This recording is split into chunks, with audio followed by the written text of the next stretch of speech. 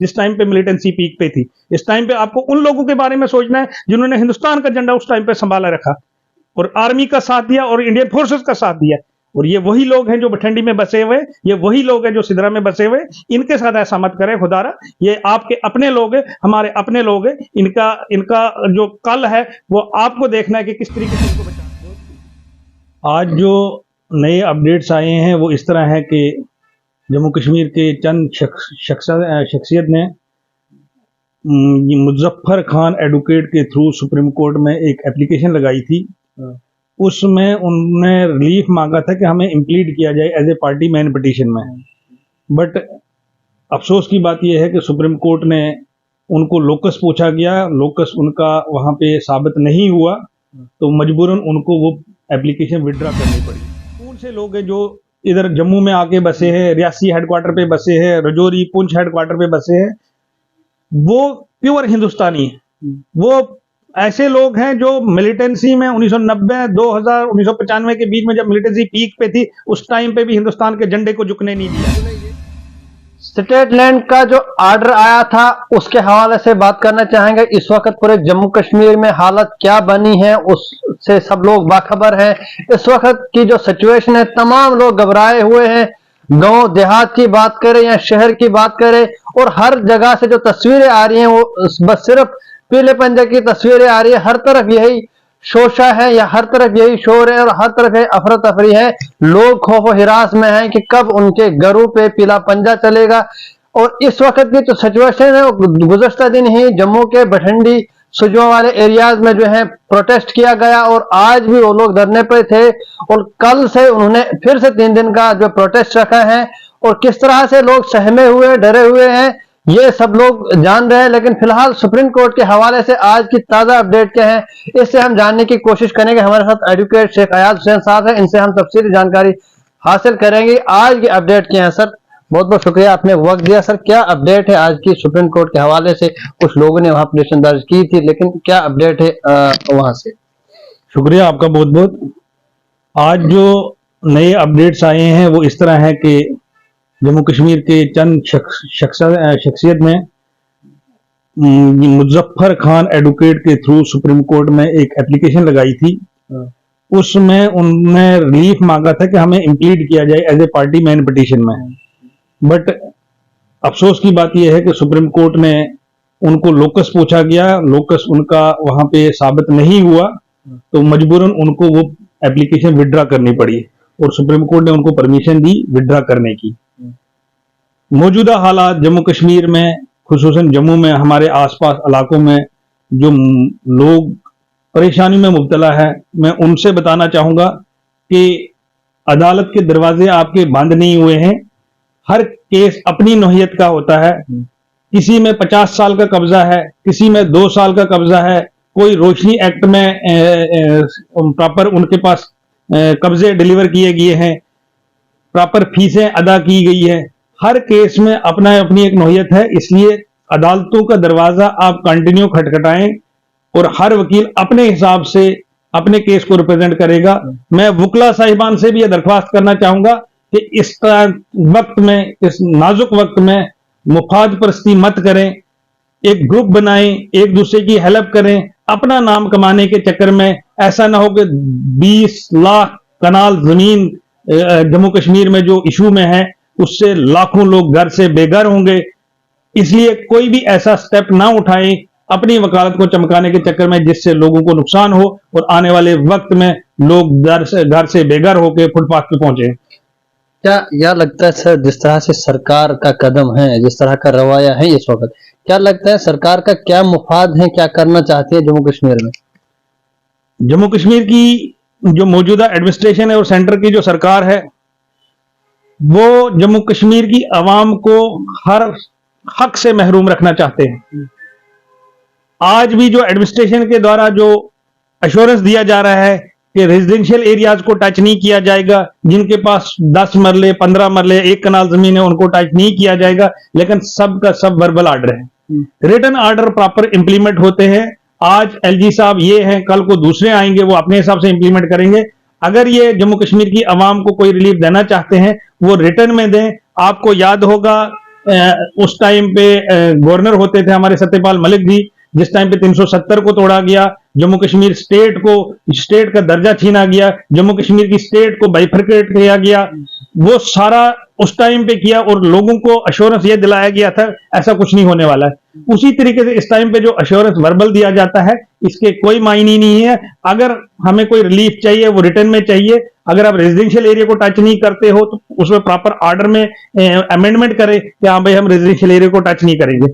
मैं अपनी तरफ से ये एडमिनिस्ट्रेशन को बताना चाहूंगा कि रेजिडेंशियल एरिया को छोड़ के अगर आप कमर्शियल पर्पस के लिए कमर्शियल बिल्डिंग्स को सीज करते हो या कमर्शियल बिल्डिंग्स को डिमोलिश करते हो, उससे जम्मू कश्मीर की आवाम जो है कमजोर हो जाएगी, फाइनेंशियली लॉस हो जाएगा। इस टाइम पे जितने भी बिजनेस में एस्टेब्लिश किए गए हैं, लाखों करोड़ों रुपए टैक्स सेंट्रल गवर्नमेंट को या स्टेट गवर्नमेंट को जाता है, वो टैक्स से महरूम हो जाएंगे। और जो बिजनेस चले हुए हैं, एक घर के बजाय हर बिजनेस से 10-10 घर पल रहे हैं, 10-10 मुलाजम उनके अंडर हैं और उनसे जो 10 घर पल रहे हैं। आप सब के सब लोगों को वो बिजनेस सीज करके उनको गुर्बत की कतार में धकेल रहे हैं। इस टाइम पे पहले ही अनएम्प्लॉयमेंट पीक पे है, जम्मू कश्मीर हिंदुस्तान में अनएम्प्लॉयमेंट पीक पे जा रहा है। और अगर इस टाइम पे आप ये बिजनेस को भी छीन लोगे, हम अपने आने वाले मुस्तकबिल को किस तरीके से चलाएंगे, हम अपने बच्चों को किस तरीके से पढ़ाएंगे, हम अपने किचन का खर्चा कैसे चलाएंगे, ये एडमिनिस्ट्रेशन को, ये मौजूदा सरकार को सोचना पड़ेगा जम्मू कश्मीर की आवाम को।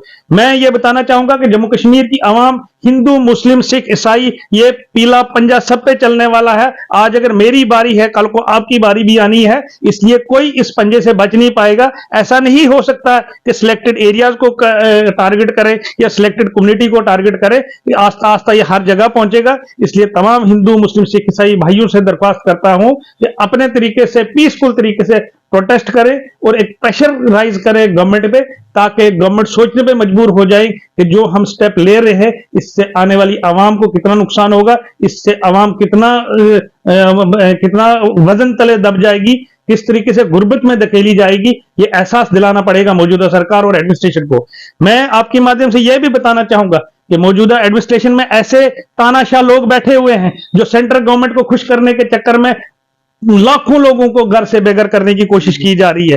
वो ये दिखाना चाहते हैं सेंट्रल गवर्नमेंट को कि हम आपके लायल कितने हैं, हम जम्मू कश्मीर के लोगों से कितनी जमीनें छीन के गवर्नमेंट के हवाले कर रहे हैं। लेकिन वो ये नहीं देख रहे कि आप अगर ऑफिसर हो, आप अगर बड़ी बड़ी पोस्टों पे बैठे हो, हम लोगों की वजह से बैठे हो, हमारी यूटी के अंदर आके बैठे हो। आपने अगर ऐसा काम करना है, जम्मू कश्मीर की आवाम आपको नहीं बख्शेगी और लोग यकीनन सड़कों पे निकलेंगे और आप लोगों को मुश्किल हो जाएगा अपने ऑर्डर को भी इंप्लीमेंट करना। इस तरह से एडमिनिस्ट्रेशन ये बता रही है कि उनका पहला निशाना कमर्शियल स्ट्रक्चर्स हैं। गुज़श्ता दिन जब हमने देखा, लोग से बात की, जो यहाँ सुजमा की बात करे, बठंडी करे, चुआदी करे, मलिक मार्केट करे, यहाँ पे लोगों का ये कहना है कि वो उस दौर में उन इलाकों से भाग के आए हैं और यहाँ पे पनाह ली हैं जब मिलिटेंसी का दौर पीक पर था। जो बॉर्डर एरियाज है उन इलाकों से लोग भाग के आए हैं और यहाँ पे उन्होंने कहीं 2 कनाल 4 कनाल का वो रकबा लेकर अपना घर बनाया है। इस वक्त उन लोगों को निकाला जा रहा है। क्या लगता है कि सरकार को उन लोगों का इस वक्त दिमाग में है कि शायद ये वो लोग हैं जो उस दौर में जान बचाने के लिए, अपने बच्चों को पढ़ाने के लिए यहाँ पे आए हैं, या बॉर्डर एरिया से उठ के अपनी जान बचाने के लिए यहाँ पे आए और उन्होंने यहाँ पे छोटे छोटे घर बनाए हैं? और क्या ये लगता है कि इस तरह का जो सोच है, इस तरह के जो लोगों की जो मुश्किलात है उसको सरकार समझ रही है? मैं ये फिर से याद दिलाना चाहूंगा मौजूदा सरकार, मौजूदा एडमिनिस्ट्रेशन को, ये कौन से लोग हैं जो इधर जम्मू में आके बसे हैं, रियासी हेडक्वार्टर पे बसे हैं, रजौरी पुंछ हेडक्वार्टर पे बसे हैं। वो प्योर हिंदुस्तानी है। वो ऐसे लोग हैं जो मिलिटेंसी में 1990, 2000, 1995 के बीच में जब मिलिटेंसी पीक पे थी, उस टाइम पे भी हिंदुस्तान के झंडे को झुकने नहीं दिया। उन्होंने ये भी कहा कि वो लोग इस तरीके से मिलिटेंसी के टाइम पे हिट लिस्ट पे थे कि वहां पे जान बचाना मुश्किल हो गया था। उस टाइम पे सरकार ने ये अश्योरेंस दिया था कि जो इस तरीके से मजबूर हैं अपनी जानें बचाने के लिए, वो आके जगह जगह बैठ सकते हैं। इवन के बड़ी सी कॉलोनीज यहाँ पे ऐसी है जो माइग्रेंट वहां से होके आए हैं, वो बैठे हुए हैं यहाँ पे। और कुछ बॉर्डर एरियाज में शेलिंग इतनी ज्यादा हो जाती थी कि लोगों को अपना जिंदगी बसर करना मुश्किल हो जाता था। उन लोगों को पनाह दी थी यहाँ मौजूदा उस टाइम की सरकार ने। मैं ये बताना चाहूंगा कि आपको वो दिन याद करना पड़ेगा 1990 और 1995 का, जिस टाइम पे हिंदुस्तान के लोग जो है बेबस थे, कि हम किस तरीके से अपने जिंदगी को, अपने बच्चों को बचाए। वो लोग यहाँ पे शिफ्ट होके आज अगर उनके पास 5 मरले जमीन है, वो मौजूदा सरकार को, मौजूदा एडमिनिस्ट्रेशन को गलत दिख रही है। वो किस तरीके से गलत दिख रही है, उनको पिछली हिस्ट्री चेक करनी पड़ेगी कि ये लोग यहाँ शिफ्ट क्यों हुए हैं। कश्मीरी पंडित भाई हमारे जो है, उनके लिए प्रॉपर आपने माइग्रेंट कोटा सिलेक्ट किया गया, उनको प्रॉपर क्वार्टर्स अलाट किए गए, उनको प्रॉपर राशन दिया गया, हर तरीके की फैसिलिटी दी गई। लेकिन जो इस चिनाब बेल्ट से, जो पीर पंचाल रेंज से जो लोग शिफ्ट हुए हैं मिलिटेंसी की वजह से, उनके लिए कुछ भी इंतजाम ना उस टाइम पे गवर्नमेंट ने उठाए थे, ना इस टाइम पे गवर्नमेंट उठाए। मैं बताना चाहूंगा कि तलवाड़ा में जो रियासी कैंप है, वो उसकी हालत देखने के लायक है। वहां ऐसा लगता है कि किसी टाइम भी वो जो उनका कैंप है गिरकर तबाह हो जाएगा और वहां जानी नुकसान हो जाएगा। लेकिन किसी भी सरकार ने उनके बारे में नहीं सोचा। फिर लोगों ने मजबूरन आके कोई 2 मरले 4 मरले में अपने कमरे 2-2 बनाए हुए हैं। इस टाइम पे आपको उनको बचाना है जो हिंदुस्तान की बात उस टाइम पे करते थे, जिस टाइम पे मिलिटेंसी पीक पे थी। इस टाइम पे आपको उन लोगों के बारे में सोचना है जिन्होंने हिंदुस्तान का झंडा उस टाइम पे संभाला रखा और आर्मी का साथ दिया और इंडियन फोर्सेस का साथ दिया। और ये वही लोग हैं जो बठिंडी में बसे हुए, ये वही लोग हैं जो सिदरा में बसे हुए। इनके साथ ऐसा मत करें खुदारा, ये आपके अपने लोग हैं, हमारे अपने लोग हैं। इनका जो कल है वो आपको देखना है कि किस तरीके से इनको बचाना है। हमने गांव देहात में भी यही सिचुएशन बनी हुई है। आपको पता है कि गांव देहात में जो लोग बस इस वक्त रिहाइश पजीर हैं, उनका मुनहसर छोटी सी जो 2-4 कनाल की जमीन होती थी, यहाँ फॉरेस्ट लैंड होते जिनका उनको चरा होता था, माल मवेशी पालते थे। लेकिन हमने देखा कि मुतलका तहसीलदार ने आज लिस्टें निकाले बाज़ाब्ता तौर, उन लोगों को भी निशाना बनाया गया है। ये जो गांव वाले एरियाज में, रूरल एरियाज में जो प्रॉब्लम क्रिएट की जा रही है, यकीनन आप बात को समझने की कोशिश करें कि वहां पे भी जो फसलें उगाई जाती हैं, जिस तरीके से कलेक्शन किया जाता है अनाज का, वो जम्मू में सप्लाई दी जाती है, बाहर सप्लाई दी जाती है। आप जब उनको हिट करोगे, अल्टीमेटली जम्मू कश्मीर की इकॉनमी को हिट कर रहे हो, बिजनेस बंद कर रहे हो, जमीनें सीज कर रहे हो। मतलब 20 लाख कनाल में कम से कम लाखों लोग तो बसे इस टाइम। कोई जमींदारी कर रहा है, कोई बिजनेस कर रहा है, कोई घर बसा के अपने बच्चों को पढ़ा रहा है। जब इतने लोगों को आप घर से बेघर करोगे, बिजनेस बंद कर दोगे, उनकी जमीनें सीज करोगे, उन जमीनों को आपने करना क्या है? सोचने वाली बात है कि स्टेट लैंड है, माना जी स्टेट की है, लेकिन हम भी तो स्टेट के ही हैं। अल्टीमेटली कितनी कॉलोनीज रेगुलराइज की गई हैं, जम्मू में कितनी कॉलोनीज रेगुलराइज की गई। इसमें पोश एरिया जम्मू का गांधीनगर है, ये भी तो रेगुलराइज हुआ है। मतलब ऐसा तो नहीं था कि माल की सारी लैंड माल की थी।